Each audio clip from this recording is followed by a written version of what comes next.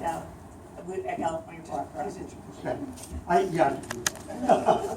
Good evening, everyone. My name is Chick Voorhees, and first, I'm a local resident. Second, we have assisted the Village of Poquott as village engineer and reviewer of special projects for many years, through, I think, at least 3 administrations. Last year, we were contracted to do a feasibility study on the possibility of a community pier for the Village of Poquott. So it was based on a scope that was approved by the village board, and it was just for feasibility. So we gave this presentation to the village board in March, and I was asked to come down tonight to basically present that same information so that the community had that information, and you could provide input to the village board so that they can ultimately make an informed decision. A little more background on myself. I have an environmental and planning consulting firm in Melville, and that firm is about 20 years old. Prior to that, I worked as a consultant in my own firm for 9 years, and I was in town government and county government for 10 years before that. I've been a lifelong boater on Port Jefferson Harbor. I still have family in the village of Poquott, and I live in Belterre. Know the harbor very well. I have a master's license for 100-ton vessels up to 200 miles offshore, known as a near coastal master's license, and really have a lot of local appreciation for the resources of Port Jefferson Harbor. Quite a few contacts over a long period of time. Our firm did the first mooring plan for Port Jefferson Harbor. We can debate, the success or not of that, but I think ultimately it has been a good thing because everything was very haphazard before that. And then, of course, I monitored the formation of the 3 village and town cooperative harbor commission that oversees a lot of the mutual activities on the harbor. So all of those kind of factor into what I prepared. The village board does have a feasibility study that was completed around March, and this is a summary of that study. So that being said, I'll proceed through it, and then you can focus questions to the board after I'm done. So we're going to talk about just a little about the historical context. You're all residents, so you know it very well. The existing conditions, kind of the same thing. I'm sure many of you are boaters. Certainly the village is very much attuned to the harbor front, but those are important when considering feasibility of a pier. There are certain regulatory requirements that I will summarize. We did have some discussions with regulatory agencies, and so we have some good information on that. And then just a preliminary feasibility that will include some design and operational considerations, some design concepts, and ultimately kind of our opinion on whether the concept is feasible. So our assignment was to look at the California Beach Park, which is on the west side of Port Jefferson Harbor, harbor to the north and east, and obviously there's a residential community coming up to that down Washington and Chestnut and Village Roads. So from a historical perspective, I love local history. This was on and near the California Grove Amusement Park. That shouldn't be 1333. I thought I fixed that. From 1883 to 1934, roughly in operation. There was a skating rink, picnic grounds, pier which featured the Oyster House. There are remnants of the Oyster House currently, and this you may all be familiar with. There's a very nice book called Images of America, the Setauket, Oldfield, and Poquott, put out by the Three Village Historical Society in 2005 that depicted some of the features there. I also find it interesting looking back at historic aerial photographs, and in 1947, this was working a second ago, you can see some remnants of the pier, and if you look at it closely, it's a little tough to see on this image, but there's actually a rectangular foundation on the beach side that seems to frame out that oyster house, and then where the schooner was would have been that pier.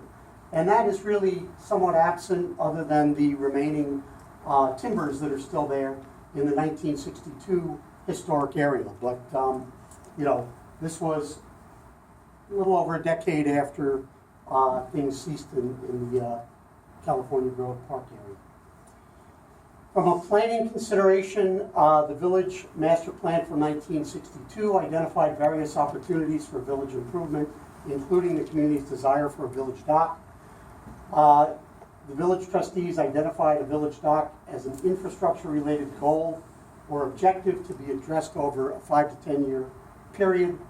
And then in an update in 2014, there was a survey conducted that did identify interest in a community pier. Existing conditions, because of the tidal wetlands nature of the harbor, the DEC has identified the offshore waters up to a depth of 6 feet as coastal bars, shoals, and flats, or shoals, bars, and flats. And beyond that is the littoral zone wetlands. There's no vegetated tidal wetlands in the immediate possible project area, but many of you know about the eelgrass and Spartina alterniflora that grow along the intertidal zone, and in some areas at the end of Chestnut, at the Chestnut Beach Park, there are examples of Spartina patens in some of the high marsh areas. The tidal range is a little over 6.5 feet. Mean high water is roughly between the 5 and 6 foot topographic contour. We're certainly aware of and need to consider that the ferry operates in the federal channel, which I'll show a navigation chart. And based on the displacement, it can even vary with the state of the tide. When the tide is low, the ferry displaces more water because there's less volume of water in the harbor, and you may get more wave action. But that wave and wave activity is something that needs to be considered in any type of installation. Certainly sea conditions, there's wind and wind-driven waves. The exposure is primarily to the north, the northeast, the east, and southeast. And the fetch, which is the distance that the wind can blow across the harbor and generate waves, differs depending on that particular angle. So toward Mount Misery Point, roughly to the northeast, it's about an 8,000 foot fetch, and that's where you're going to get the greatest waves and greatest wave energy. If the wind is from the south, as all the voters know, there's much less wave energy because there's less fetch. And then certainly there are winter conditions. We do experience freezes. Moorings are pulled. Most places pull their floating docks. Sometimes if permanent docks are not set up with a bubbler system and you get a freeze, you can lift pilings and cause damage to structures. So that's a consideration, as is just saltwater, ice, and slush, and the potential damage that they can cause on waterfront structures.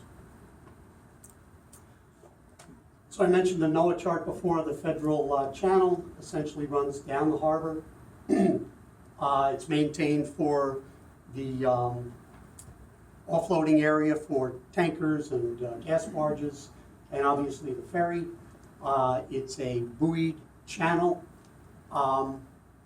The water depths, this is dredged to be maintained at a certain depth, and there has really not been a lot of dredging over time in Port Jefferson Harbor. Occasionally there's some maintenance dredging, but it maintains a pretty good depth.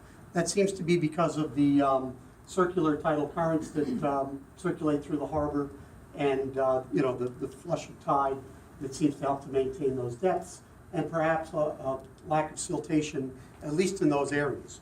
Many other areas you may get siltation, but the channel maintains itself relatively well. This is a little bit more detailed portion. Here's Washington Avenue and the two sides of the California Beach Park. You'll notice that, and I saw a sailboat up on it last weekend, tilting on the sandbar that's out here. But if you go a little farther north, that sandbar comes in, and you've got moorings. When I was a kid, there was a operating bathing beach there, but it's used by dinghies to access boats, dinghies that just go off the beach, and the moorings in that area. So that's the general location and the navigational chart.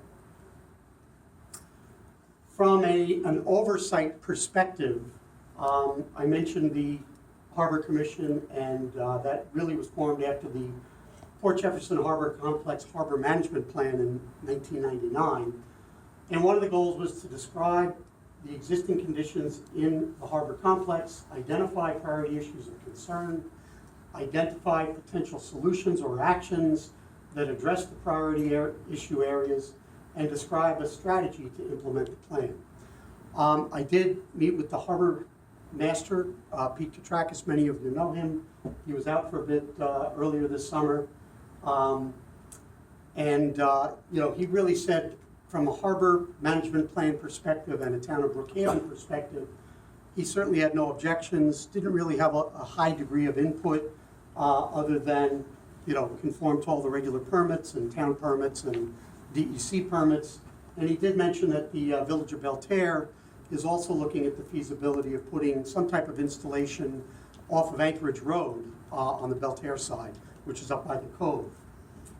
So that was good input and just good to touch base with him.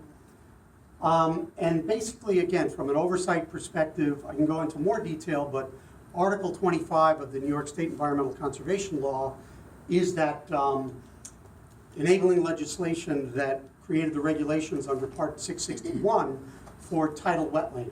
And docks are generally found to be a compatible use if they're done properly. They're found to not significantly impact wetlands. There may be sensitive areas. One that comes to mind is the back of Conscience Bay, where there have been some controversies about installing private piers, but generally in an area such as the proposed project site, found not to impact wetlands. And the other input is to consider the navigational channel and any other natural resources in the area. So the regulatory requirements are broken down here. An Army Corps of Engineers permit is issued at the federal level. When you apply for that, you also apply for coastal consistency with the New York State Department of State. There's a consistency form that has to be completed, and basically the project is reviewed under coastal zone management guidelines for consistency for Department of State review. The DEC I mentioned is under Article 25. The town of Brookhaven issues permits for structures within the waterway under Chapter 81 of the town code, and the Village of Poquott would issue a building permit. So you can see from the table, those that can see it, there really aren't a lot of specific requirements. Our conversation with the town analyst that would review something like this was that we have requirements for residential docks, but community facilities kind of have a special consideration that they recognize that if it's used by a greater population, there's a greater good. And there were no specific requirements outlined with respect to Chapter 81. The DEC really has the main guiding design principles, and that is that they want you to have an installation where the float and or the dock is in at least, well, I should really just clarify the float, is in at least 2.5 feet of water at mean low tide. The reason for that is to protect the bottom where there are benthic species, animal species, and to not impact that coastal bars, shoals, and mudflats area. Generally, they look for installations to be 4 feet or less in width. Sometimes for community piers, you can go a little bit bigger. I've seen them up to 6 feet, and in some cases, even wider than that. And then the other basic concept is that it should extend less than 25% of the width of the waterway. Because of the width of the harbor in this location, that's not even a constraint or an issue in this particular case. And then pilings, generally they would like to see them in the 4-inch, which is really just for a recreational pier installation, up to maybe 10-inch round piles. I've seen a little bit more and a little bit less, and they seem to be permanent. But those are some of the basic input factors that we received. And I'm not sure what that inhibits pedestrian traffic, but I think that's more boating traffic So the design and operational considerations, based on that regulatory environment, based on the environmental conditions that I outlined, our understanding is that the primary intent, if the village chooses to move forward, is to provide easy access to vessels for residents. I don't think it's really going to change the mooring of vessels off the village. It's really for transient purposes, is our understanding, that if you have to row out in a dinghy, bring a bunch of people, bring a bunch of supplies or whatever, it's kind of inconvenient. Bringing the boat into the beach could cause damage. Again, it's an extra step, a little bit inconvenient. So our understanding is that it's for transient purposes, short-term use, and no permanent slips. And that was kind of given to us as guidelines, but we agree with that, and that seems to be well supported in the information that we researched. That, as I said, the pier would be used for passenger and supply, loading, unloading, perhaps boat maintenance. I'm a member of Port Jefferson Yacht Club. It's really nice to be able to go down if I'm going on a cruise or something and load up the boat, maybe work on the boat, maybe fill the water tank or whatever. Also, there's an opportunity that the village received 4 8x20 floats. So those are structures that are built with flotation and put them in the water, and they basically rise. They displace a little, but they rise to a level sometimes between 18 inches and 2 feet, and it allows water level access to boats. So that's an opportunity that the village has. There was another consideration that you have mostly small dinghies in the dinghy rack. There is a form of boat ramp. We were involved with the permitting of what is there. And again, going back to my childhood, we used to roll a boat on a hand truck down Washington Avenue and launch it right at that park. So I think the idea years ago was to create that opportunity. So there's that stabilized pad that was never intended to be a large boat launching location, but it's very convenient for small boats, car-toppable boats, and dinghies. But for a little bit more convenience, there may be an opportunity to store a couple of the larger dinghies on a float in the water, as opposed to having to trailer it down, car top it down, or keep it in the dinghy rack. Again, just a consideration. We're looking, as I said, our charge was to look at California Beach, and also to look both north and south of that boat ramp. We believe some moorings, not many, may have to be moved, but there would not be a major displacement of the moorings, subject to final soundings according to DEC requirements and final design of an installation. As I said, this is just for feasibility. And just in looking at it and some of the harbor characteristics that I mentioned before, we felt that it would be advantageous to have floats on the south side, again, subject to soundings, water depth, to gain some protection from wind and waves from the fixed pier portion. And that the north side of the pier could be used for viewing, fishing, just sightseeing and enjoyment. So the recommendations, we felt that the preferred placement would be along the central shoreline, and that's based on the nautical charts, distance from neighboring properties, ability to access the dock from a constant elevation. If we were to put it south of that boat ramp, you'd have to have steps up, because you want a fixed pier that's high enough off the water so that if aquatic vegetation does grow, it'll grow successfully, and also to be above tidal elevations. So that would require steps up. It decreases the convenience. If you move that to somewhere along the parking lot at California Beach, you have that the small stone revetment. The parking lot is up a little higher. The beach face goes down to the water, and you could build a type of catwalk that would access this pier, if it were installed, at a more constant elevation. Maybe it's a little bit of a ramp, one way or the other, again, subject to final design. We thought that 2 to 3 floats would be the most that would make sense. And I'll show you the configuration, but one coming straight off a fixed pier with a ramp to a float that would go out. And that would give you the shortest fixed pier length to get to the depth that's required. And then depending on depth inboard of that, you might be able to put 1 or 2 floats that could be used for, again, just an additional tie-up location or perhaps storage of small, larger gains.